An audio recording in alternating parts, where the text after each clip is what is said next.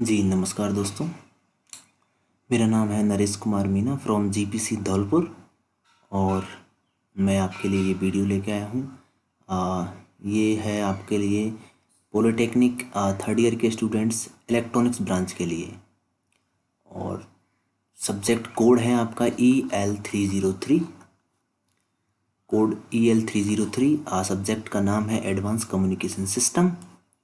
इसके अंदर हम पढ़ने वाले हैं दोस्तों 5th चैप्टर सैटेलाइट कम्युनिकेशन। ठीक है, so let us start.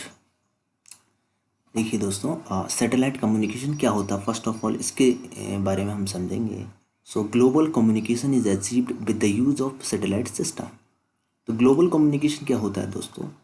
Global communication का मतलब है पूरी धरती पे कम्युनिकेशन। मतलब किसी भी पॉइंट से किसी भी दूसरे पॉइंट पर अगर हमें कम्युनिकेशन करना है, अगर वो पॉसिबल हम बना देते हैं तो ग्लोबल कम्युनिकेशन पॉसिबल हो जाएगा। तो सैटेलाइट कम्युनिकेशन का जो आइडिया है, इसके आने से पहले हमारी कुछ लिमिटेशंस थी। क्योंकि हम लोग ग्राउंड वेव कम्युनिकेशन जो यूज़ करते थे या फिर स्काई वेव कम्युनिकेशन यूज़ करते थे, उनमें कुछ लिमिटेशंस थी। उनमें क्या होता था दोस्तों, जैसे हम किसी सिग्नल किसी एंटीना के थ्रू हम ट्रांसमिट करते थे तो सिग्नल जो है कि ट्रेवल करता था। जैसे ग्राउंड जो सरफेस वेव कम्युनिकेशन होता था उसको हम ग्राउंड वेव कम बोलते थे। उसके अंतर्गत हम लो फ्रीक्वेंसी पे कम्युनिकेशन करते थे और एंटीना की हाइट जो है कि काफ़ी अधिक चाहिए उसमें। और जो सिग्नल होता था हमारा लो फ्रीक्वेंसी सिग्नल, वो अर्थ के कर्वेचर के साथ साथ जो है कि ट्रेवल कराता था।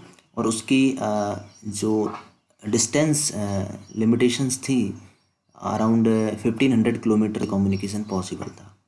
उसके अलावा हम यूज़ करते थे स्काई वेव कम्युनिकेशन, जिसमें हम क्या करते थे, हम सिग्नल को, वो हाई फ्रीक्वेंसी पे होता है एक्चुअली, सिग्नल को हम स्पेस की तरफ भेजते थे तो आयनोस्फीयर जो होता था हमारा, जो आयन मंडल है, आयन मंडल फ्लैट बैक होके वापस नीचे आ जाता था। ठीक है, तो उसमें हाई फ्रीक्वेंसी का यूज़ करते थे और उसमें भी डिस्टेंस की लिमिटेशंस थी। क्योंकि अर्थ का जो शेप है वो राउंड शेप है, गोल है, तो एक लिमिट के बाद में डायरेक्ट कम्युनिकेशन भी पॉसिबल नहीं है। तो इन सब लिमिटेशंस को ओवरकम करने लोगों ने, हमारे साइंटिस्ट ने सैटेलाइट कम्युनिकेशन का आइडिया निकाला और इससे हमें जो कि ग्लोबल कम्युनिकेशन पॉसिबल हो पाया है। ठीक है, पूरी धरती पे कम्युनिकेशन मतलब। Practical satellites system is shown in the diagram. देखो प्रैक्टिकल सैटेलाइट सिस्टम किस तरह का होता है, नीचे डायग्राम में बताया गया है। Satellite in the space is used for making link between the many earth stations और control stations located on the various places within the earth service. कहने का मतलब यह है कि धरती पे जो अर्थ स्टेशंस होते हैं, ठीक है, हो सकता है एक जैसे इंडिया में है, ठीक है, और दूसरा अर्थ स्टेशन है अमेरिका में है। ठीक है, तो इंडिया से और अमेरिका डायरेक्टली अगर हमें सिग्नल भेजना है तो डायरेक्टली पॉसिबल ही नहीं है, क्योंकि अर्थ, धरती तो गोल है। और इंडिया और अमेरिका, ये समझ लीजिए कि एक साइड में इंडिया है तो दूसरे साइड में जो है कि अमेरिका है, तो दोनों के बीच में डायरेक्ट कम्युनिकेशन होना पॉसिबल नहीं है। उसके लिए सैटेलाइट कम्युनिकेशन आपको लाना ही पड़ेगा। तो इसके अंतर्गत देखो क्या होता है दोस्तों, जिस तरह जैसे ये सैटेलाइट है आपका, सैटेलाइट को हम स्पेस में कहीं स्पेस में लॉन्च करते हैं और वो जा कर के अपना किसी ऑर्बिट में जो है कि अपना चक्कर लगाता है धरती के चारों तरफ। तो सबसे पहले सैटेलाइट की डेफिनेशन देख लेते हैं। ये कोई भी बॉडी हो सकती है, जैसे प्लानेट हो सकता है या कोई मशीन हो सकती है जो कि किसी दूसरी बॉडी के चारों तरफ चक्कर लगाती है। जैसे अ, हमारा मून है, ठीक है, ये नेचुरल सैटेलाइट्स कह सकते हैं इनको अपन। मून लगाता है एक पर्टिकुलर कक्षा में, ठीक है, तो मून एक सैटेलाइट है धरती के लिए। जैसे धरती सूरज के चारों तरफ चक्कर लगाती है, तो धरती एक सैटेलाइट है सूरज के लिए।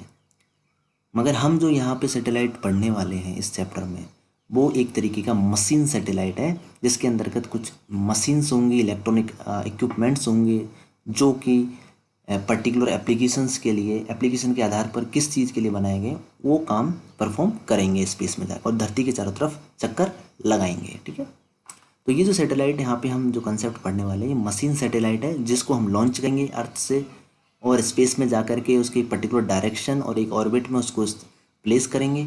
उसके बाद वो कंटिन्यूसली धरती के चारों तरफ चक्कर लगाता रहेगा। उसकी हाइट वेरी कर सकती है डिपेंडिंग ऑन एप्लीकेशंस, ठीक है, और उसका काम भी अलग अलग हो सकता है। तो इसके अंतर्गत माना कि हमने जैसे सैटेलाइट स्पेस में लॉन्च कर दिया है और वो धरती के चारों तरफ चक्कर लगा रहा है, ठीक है, तो उससे कम्युनिकेशन किस तरह पॉसिबल होगा कि हमारे जैसे धरती पे किसी पॉइंट पे हमारा अर्थ स्टेशन है, यहाँ से जो हम सिग्नल भेजेंगे सैटेलाइट के लिए, ठीक है, तो सिग्नल जो भेजेंगे अर्थ स्टेशन से सैटेलाइट पे, जिस फ्रीक्वेंसी पे वो भेजेंगे उसको हम बोलते हैं अपलिंक फ्रीक्वेंसी, ठीक है। फिर उस सैटेलाइट उसको प्रोसेस करेगा। हो सकता है ये सैटेलाइट आपका पैसिव हो, एक्टिव हो, ठीक है। हो सकता है कि ये सैटेलाइट रिसीव्ड जो सिग्नल है अर्थ स्टेशन से, जो सिग्नल यहाँ पे मिला उसको फाई करेगा, उसकी फ्रीक्वेंसी को कन्वर्ट करेगा, या फिर जैसा मिला उसको यों की तो वापस रिफ्लेक्ट बैक कर भी करता है, ठीक है, depending on the type of satellite. अगर पैसिव सैटेलाइट है तो सैटेलाइट सिग्नल के साथ कोई छेड़खानी नहीं करेगा, वापस यूँ की तो इसको रिफ्लेक्ट कर देगा दूसरे अर्थ स्टेशन के लिए, ठीक है। अगर एक्टिव सैटेलाइट है तो जो रिसीव्ड सिग्नल है उसको ये प्रोसेस करेगा, उसको एम्पलीफाई करेगा, वापस भेजने के लिए उसकी पावर को भी बढ़ाएगा और उसकी फ्रीक्वेंसी को भी चेंज करेगा। तो जिस फ्रीक्वेंसी पे ये सिग्नल वापस भेजेगा चेंज करके, ठीक है, वो होती है आपकी डाउनलिंक फ्रीक्वेंसी, ठीक है, ये चीज़ ध्यान रहे। और इन दोनों के लिए इसमें क्या डिफरेंस होता है अपलिंक में और डाउनलिंक में, इसको आगे हम समझेंगे। अपलिंक फ्रीक्वेंसी को जनरली हाई हाई रखा जाता है, ठीक है, और डाउनलिंक फ्रीक्वेंसी को हमें लो रखा जाता है, जनरली ऐसा होता है। और ठीक है, और वो क्यों रखा जाता है, क्योंकि थोड़ा मैं आपको आइडिया दे देता हूँ। जैसे हाई फ्रीक्वेंसी पे अगर हाई फ्रीक्वेंसी सिग्नल है कोई भी, उसको भेजने के लिए या उसको ट्रांसमिट करने के लिए हाई पावर की आवश्यकता पड़ती है। ये कंसेप्ट आपको दिमाग में रखना है, ठीक है।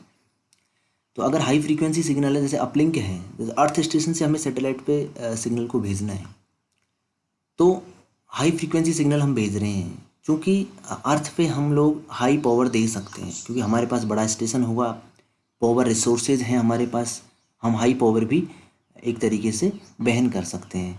तो जो जो जब हम अर्थ से सैटेलाइट को सिग्नल भेजेंगे वो सिग्नल हमारा हाई फ्रीक्वेंसी सिग्नल होगा, ठीक है। और डाउनलिंक फ्रीक्वेंसी के टाइम पे हम फ्रीक्वेंसी को रखेंगे लो, लो रखेंगे। इसका मतलब है कि लो फ्रीक्वेंसी सिग्नल को ट्रांसमिट करने के लिए लो पावर की आवश्यकता पड़ती है, क्योंकि सैटेलाइट के पास जो रिसोर्सेज हैं, पावर रिसोर्सेज, वो तो लिमिटेड है। यहाँ पे सिर्फ एक ही एनर्जी मिलती है आपको, सोलर जो एनर्जी है उसी से ये बैटरीज चार्ज करता है। सोलर पैनल्स लगे होते हैं सैटेलाइट में और उससे बैटरी चार्ज करता है, उससे अपने सिस्टम्स को, जो भी एम्पलीफायर्स हैं या जो भी इलेक्ट्रॉनिक इक्विपमेंट्स हैं, उन सबको ये उसी के थ्रू, बैटरीज के थ्रू ऑपरेट करता है। तो यहाँ पे पावर जो है आपकी लिमिटेड है, इस वजह से जो डाउनलिंक फ्रीक्वेंसी है आपकी उसको लो रखेंगे, ताकि उसको सैटेलाइट को इस सिग्नल को भेजने में ज़्यादा परेशानी ना हो। मतलब कहने का मतलब है लो पावर रिक्वायर्ड होगी इस सिग्नल को नीचे भेजने के लिए, ठीक है। और सेकंड अर्थ स्टेशन पे हम रिसीव कर लेंगे और रिसीव करने के बाद में आगे हम भेज सकते हैं, ठीक है। इस तरीके से जैसे कि यहाँ पे किसी यूज़र हो सकता है जो भी है जिसकी रिक्वायरमेंट, जैसे माना कि टीवी ब्रॉडकास्टर है, तो यहाँ पे आपका टीवी ब्रॉडकास्टर होगा, वो टेरेस्ट्रियल सिस्टम के द्वारा, मतलब ये आपका वायर्ड भी, ये जो टेरेस्ट्रियल सिस्टम है धरती पे हमारा जो सिस्टम है, ज़रूरी नहीं है जो मोबाइल से हम बात करेंगे तो सिग्नल डायरेक्टली हमारा अर्थ स्टेशन पे जाएगा और फिर सैटेलाइट पे जाएगा। ऐसा भी हो सकता है कि आपका टेरेस्ट्रियल सिस्टम, मतलब धरती पे हमने अपना जो जाल बिछा रखा है पहले, उनके थ्रू हमारा अर्थ स्टेशन तक ये पहुँचेगा। हो सकता है यूज़र ने जो डेटा भेजा वो वायर चैनल के थ्रू टेरेस्ट्रियल सिस्टम पे पहुँचे। अगर वायर आपका जो भी है, जैसे इंटरनेट हुआ या मोबाइल फ़ोन कम्युनिकेशन हुआ, लैंडलाइन हो सकता है, ठीक है, तो वो टेरेस्ट्रियल सिस्टम मीन्स जो नीचे हमारे बिछाया हुआ जाल है, एक तरीके का नेटवर्किंग जाल, उसके थ्रू या डायरेक्टली टावर, नियरेस्ट जो टावर होगा उसके पास जाएगा, फिर नियरेस्ट टावर से जो है कि अर्थ स्टेशन पे जाएगा, ठीक है, या नियरेस्ट टावर से किसी और बेस स्टेशन पे जाएगा, उसके बाद में जो है कि अर्थ स्टेशन पे आएगा। तो टेरेस्ट्रियल सिस्टम के पे हमारा पूरा नेटवर्क आ जाता है, जिसके थ्रू हमारा जो सिग्नल है वो अर्थ स्टेशन तक पहुँचेगा। सिमिलरली सेकेंड जो डाउन लिंक है वो अर्थ स्टेशन पे आएगा, फिर वहाँ से डिस्ट्रीब्यूट हो जाएगा टेरेस्ट्रियल सिस्टम के थ्रू यूजर के पास। ओके, ये होते हुआ आपका बेसिक ब्लॉक डायग्राम, ठीक है। और दूसरी चीज़ एक और ध्यान रखनी है, इसमें जो अपलिंक और डाउनलिंक अलग अलग रखी जाती हैं, वो एक रीज़न उसका ये भी है कि ताकि इंटरफेरेंस नहीं हो। आप जानते हो कि अलग अलग सिग्नल, अलग अलग फ्रीक्वेंसी के सिग्नल्स हैं, तो वो एक दूसरे के साथ मिक्सअप नहीं होंगे, जिससे इंटरफेरेंस भी हमारा नहीं होगा। ठीक है, देखिए इसमें नीचे लिखा है कि टेरेस्ट्रियल नेटवर्क में भी टेलीफोन स्विच, जो टेरेस्ट्रियल नेटवर्क है में भी टेलीफोन स्विच हो सकता है। Users generate baseband signal. ठीक है, जो यूजर से जो सिग्नल मिलता है वो बेसबैंड सिग्नल होता है। ठीक है, the signal is processed and transmitted to the satellite at the earth station. और जो जो सिग्नल हमें मिला उसे अर्थ स्टेशन के द्वारा हम ट्रांसमिट करते हैं। ठीक है, उसको प्रोसेस करते हैं, कौन सी फ्रीक्वेंसी पे उसको लेके आना है, तो उसको मॉड्यूलेट भी करेंगे, फिर जो है कि उसको ट्रांसमिट भी करेंगे। ये सारा काम जो है कि अर्थ स्टेशन करेगा। This process is called uplink and the frequency use is called uplink frequency. और जो अर्थ स्टेशन के द्वारा सैटेलाइट को जो सिग्नल भेजा जाता है प्रोसेसिंग के बाद, तो ये इसको हम बोलते हैं अपलिंक। ठीक है, और जो फ्रीक्वेंसी यूज की जाएगी उसको uplink frequency. Satellite will receive the signal from earth. ठीक है, अपलिंक के दौरान यहाँ पे दो तरह के सैटेलाइट्स हो सकते हैं आपके, एक्टिव सैटेलाइट्स जैसा मैंने आपको बताया, और दूसरा हो सकता है पैसिव सैटेलाइट्स। अगर आपका एक्टिव सैटेलाइट है तो it will receive signal in demodulated. ठीक है, ये एक्टिव सैटेलाइट क्या करेगा, आपके सिग्नल को रिसीव करेगा, क्योंकि जो आपने नीचे अर्थ से जो सिग्नल भेजा है सैटेलाइट पे, उसको विदाउट मॉड्यूलेशन पॉसिबल नहीं है। जो कि आपने EL 206 जो सेकेंड ईयर में जो सब्जेक्ट थी आपकी, कम्युनिकेशन सिस्टम जो था, एनालॉग कम्युनिकेशन सिस्टम, उसके अंदर हमने पढ़ा था मॉड्यूलेशन, और मॉड्यूलेशन की क्या ज़रूरत थी और मॉड्यूलेशन क्यों ज़रूरी था, वो सब हमने पढ़ा। और विदाउट मॉड्यूलेशन किसी भी सिग्नल को वायरलेस चैनल के थ्रू दूर तक भेजना पॉसिबल नहीं है। ठीक है, तो मॉड्यूलेशन इसलिए ज़रूरी था। तो इसका मतलब हमने जो अर्थ से जो सिग्नल भेजा था सैटेलाइट पे, वो मॉड्यूलेटेड सिग्नल था। ठीक है, तो जब सैटेलाइट पे वो रिसीव होगा, नीचे से जो सिग्नल गया है अर्थ से, वो सैटेलाइट पे रिसीव होगा, और उसको सैटेलाइट क्या करेगा, डिमोडुलेट करेगा अगर वो एक्टिव सैटेलाइट है तो, ये ध्यान रहे। उसके बाद गेट रिमूव्ड ऑफ नॉइज, उसमें से नॉइज को रिमूव करेगा और एम्पलीफाई करेगा उसको, and then send back to the ground earth station. Amplify करेगा, उसके पास एक एम्पलीफायर भी होगा छोटा। ठीक है, जनरली जो है कि सैटेलाइट्स में TWT, ट्रैवलिंग वेव ट्यूब, जो माइक्रोवेव्स एम्पलीफायर है, वो यूज़ किया जाता है। ठीक है, क्योंकि जो सैटेलाइट कम्युनिकेशन जो फ्रीक्वेंसी यूज की जाती है वो माइक्रोवेव फ्रीक्वेंसी होती है। ठीक है, गीगाहर्ट्ज में होती है जनरली। सैटेलाइट कम्युनिकेशन में जनरली C बैंड यूज किया जाता है। अगर आपने पढ़ा हो तो माइक्रोवेव फ्रीक्वेंसी बैंड, जो कि आप दूसरे सब्जेक्ट में पढ़ेंगे, माइक्रोवेव वाले जो सब्जेक्ट है आपका, उसमें आप पढ़ेंगे, उसके अंतर्गत माइक्रोवेव फ्रीक्वेंसी बैंड क्या की एक्सप्लेनेशन मिलेगी। और माइक्रोवेव फ्रीक्वेंसी बैंड में LS, CS, Q, का इस तरीके से जो है कि डिवाइडेशन है, उसमें फ्रीक्वेंसी रेंजेस अलग अलग हैं। तो हमारा जो C बैंड है वो जनरली यूज किया जाता है सैटेलाइट कम्युनिकेशन में। तो C बैंड में भी 6 गीगाहर्ट्ज अपलिंक के लिए और 4 गीगाहर्ट्ज डाउनलिंक के लिए यूज की जाती है। एक्टिव सैटेलाइट क्या करेगा, ठीक है, सिग्नल को रिसीव करके डिमोडुलेट करेगा, उसके बाद उसमें से नॉइज़ को कम करेगा। और एक और चीज़ होती है इसके अंदर, फ्रीक्वेंसी कन्वर्ट होता है, क्योंकि फ्रीक्वेंसी तो कम होगी और अपलिंक ज़्यादा होगी, तो दोनों को कन्वर्जन कहीं ना कहीं करना पड़ेगा। तो वो करता है सैटेलाइट के अंदर ट्रांसपोंडर सिस्टम लगा होता है। ट्रांसपोंडर सिग्नल को रिसीव भी करता है और ट्रांसमिट भी करता है, और वो सारा सिस्टम इसमें लगा होता है। एम्पलीफायर लगा होता है, लो नॉइज एम्पलीफायर्स होते हैं, ठीक है, पावर एम्पलीफायर्स होते हैं, और डिमोडुलेटर होता है उसी के अंदर, और उसी के अंदर फ्रीक्वेंसी कन्वर्टर भी होता है आपका। ठीक है, तो ये होता है आपका एक्टिव सैटेलाइट। पैसिव सैटेलाइट है अगर, तो इसमें क्या हुआ, देखिए in passive satellite there is no processing of signal. इसका मतलब जो अर्थ स्टेशन से जो सैटेलाइट को सिग्नल मिलेगा स्पेस में, उसमें कोई प्रोसेसिंग नहीं करेगा सैटेलाइट। ठीक है, received signal is reflected back to the ground earth station without any process. इसका मतलब उसमें कोई छेड़खानी नहीं करेगा, जैसा मिला वैसा का वैसा ही नीचे भेज देगा। ये काम है पैसिव सैटेलाइट का। ठीक है, एक तरीके का रिपीटर का काम कर रहा है, कह सकते हैं कि रिसीव करके वापस भेज रहा है दूसरी जगह। वो जो है कि अपन कह सकते हैं डिस्टेंस को एक्सटेंड करने के लिए यूज़ कर रहे हैं। Mostly now it is only active satellites are used. ठीक है, तो मोस्टली जो ज़्यादातर जो सैटेलाइट्स हैं वो एक्टिव ही यूज़ कर रहे हैं अपन।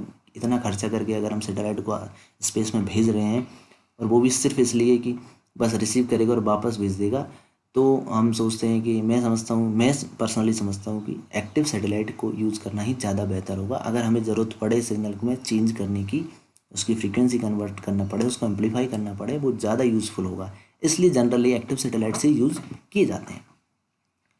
The signal transmitted from satellite to earth station will be in lower frequency and called downlink frequency. और ये भी हमको मालूम है कि जो नीचे जो सिग्नल को भेजेगा सैटेलाइट, वो फ्रीक्वेंसी को डाउन कर देगा, लो कर देगा, और डाउनलिंक फ्रीक्वेंसी, वो जो डाउन लिंक होगा एक तरीके से सैटेलाइट टू अर्थ स्टेशन, वो डाउनलिंक कहलाएगा, और उसमें जो फ्रीक्वेंसी यूज की है वो डाउनलिंक फ्रीक्वेंसी यूज होगी। ठीक है, ओके। इसके बाद अपन पढ़ते हैं कंपोनेंट्स ऑफ सैटेलाइट और एक्टिव सैटेलाइट। तो इसके अंदर क्या क्या होता है। Satellite has on board highly directional transmitting and receiving antenna.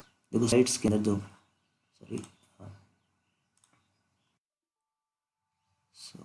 Satellites के अंदर जो एंटीना होते हैं वो हाईली डायरेक्शनल होते हैं। ठीक है, बिकॉज कम्युनिकेशन एक पर्टिकुलर डायरेक्शन में ही करना होता है हमेशा। उनको कहीं और सिर्फ अर्थ की तरफ, जो अर्थ स्टेशन होता है, अर्थ पे जो अर्थ स्टेशन होगा आपका, उसके साथ ही कम्युनिकेशन एस्टेब्लिश करके रखना होता है हमेशा, वो टूटना भी नहीं चाहिए। ठीक है, तो जो एंटीना होगा वो हाईली डायरेक्शनल होना चाहिए। Okay. Accurate positioning and control mechanism are used in satellite. ठीक है, इसके अंदर पोजीशनिंग एक्यूरेट होनी चाहिए एवं कंट्रोल मैकेनिज़म्स जो होते हैं सैटेलाइट का, अगर डायरेक्शन थोड़ा भी इधर उधर होता है या उसका स्पीड में कुछ चेंजेस आते हैं या फिर उसका ऑर्बिट, जिस ऑर्बिट में वो चक्कर लगा रहा है, जिस कक्षा में वो चक्कर लगा रहा है, अगर वो अपनी कक्षा से भटकता है थोड़ा बहुत भी, उसका हाइट में, उसका जो वो एल्टीट्यूड है उसमें अगर वेरिएशन आता है, तो उसको कंट्रोल करने के लिए और वापस से अपनी कक्षा में लाने के लिए, तथा उसकी स्पीड को, जो हमने उसको स्पीड दी, उसको मेंटेन करने के लिए एक्चुअली उसमें सिस्टम लगा होता है जो कि कंट्रोल मैकेनिज्म कहलाता है। ठीक है, तो कंट्रोल मैकेनिज्म मस्त है सैटेलाइट में। अगर वो नहीं है तो सैटेलाइट एक बार अपनी कक्षा से भटका तो वो कहीं और दूसरी कक्षा में जाके प्लेस हो जाएगा, उससे हमारे कम्युनिकेशन में दिक्कत आ सकती है। ठीक है, power requirement are obtained from solar cells. Power requirement कहाँ से फुलफिल की जाती है, सोलर सेल लगे होते हैं इसके अंदर, जो कि धूप से चार्ज होते हैं। ठीक है, उनमें दिक्कत ये की आती है कि जब एक पूरा चक्कर जब लगाता है सैटेलाइट धरती का, तो उसमें कहीं ना कहीं वो एक एक पूरे चक्कर के दौरान कम से कम एक बार तो धरती के पीछे जाता है। ठीक है, जहाँ पे सूरज की रोशनी नहीं होती है। और सूरज की रोशनी नहीं होने की वजह से जो है कि आपकी सोलर एनर्जी नहीं मिल पाती है, तो उस टाइम पे बैटरीज आपका काम करती है। ठीक है, जैसे ही वो सूरज के सामने आता है वापस से चार्ज होती है, फिर डिस्चार्ज, इस तरीके से इनका साइकिल चलता रहता है बैटरीज का।